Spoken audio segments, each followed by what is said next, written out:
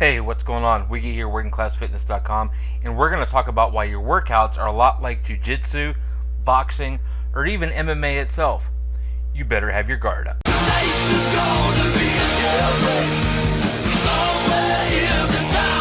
So it was a Tuesday night. I remember it being late fall because it was getting dark early already and it was pretty cold out.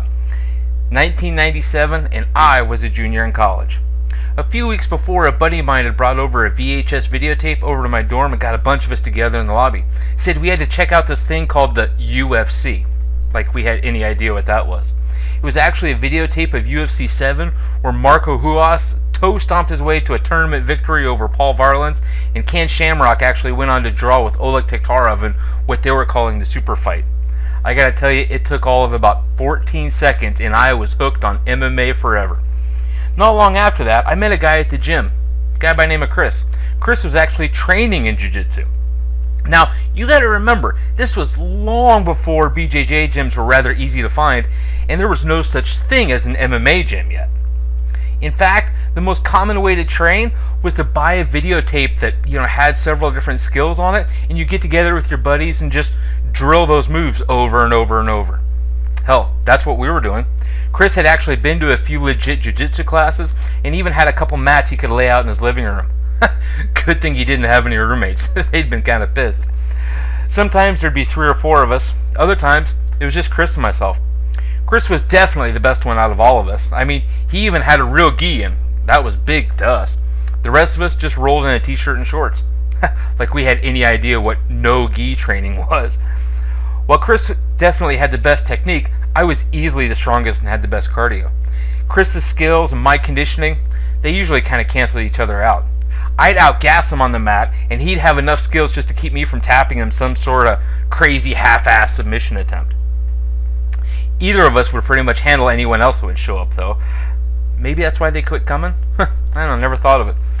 Then Chris goes off to a seminar one weekend. Actually gets to meet and roll with Hoist Gracie. I tell you, he was really excited about that. Comes back with his blue belt actually awarded from Hoist himself. Blue belt. I told you we were noobs. After that, Chris started getting the better of me pretty easily. It would still take him a while because his technique, while was definitely more refined, but I could still outgas him and still power out of a lot of stuff. One day he catches me with an armbar from the bottom that I did not see coming. Just totally out of nowhere. When I ask him what happened, he points out that it was actually my own fault. That jiu-jitsu is about being poised and waiting until your opponent makes a mistake. When they leave something open, you better be ready to capitalize on it. That's why you always have to have your guard up. I know, corny BJJ joke. But get it? Guard? Keep your guard up? Get it? Guard? Anyway, but it's kind of like boxing.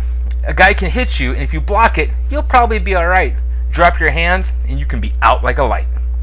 And that always stuck with me.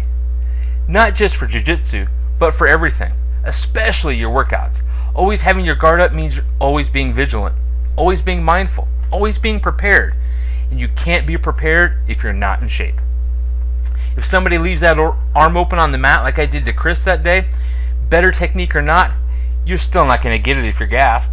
If you get that last minute chance to fight, the one that could make your career and really do things for you, the opportunity does you no good if you're not at least close to fighting shape. And in everyday life, you never know what you might come across and win. But would you be prepared for it anyway? You damn well better be. But how do you make sure that you're in fighting shape and prepared for whatever comes along? Well, I could tell you all about it, but I would rather just show you instead. You see that big blue button in the middle of the screen? Click that. Now, if clicking on it doesn't work, take a look to the side of this video or underneath. There will be a link that you can click on. Click on that link, enter in your email address, and I will send you the very first workout from my killer MMA workout system. You can see the type of training that a real fighter needs to do and what it takes to be in real fighting shape all the time. The real strength, cardio, conditioning, and more. At the same time, I'll also send you a list of the 17 best exercises for MMA so that you'll know the type of exercises and movements you should be doing as a whole in your entire workout program. Click that link, get that workout, go try it the next time you're at the gym and see what it's like to really get into shape. Let me know what you think, and we'll see you in the next video. Train hard, rest hard, play hard.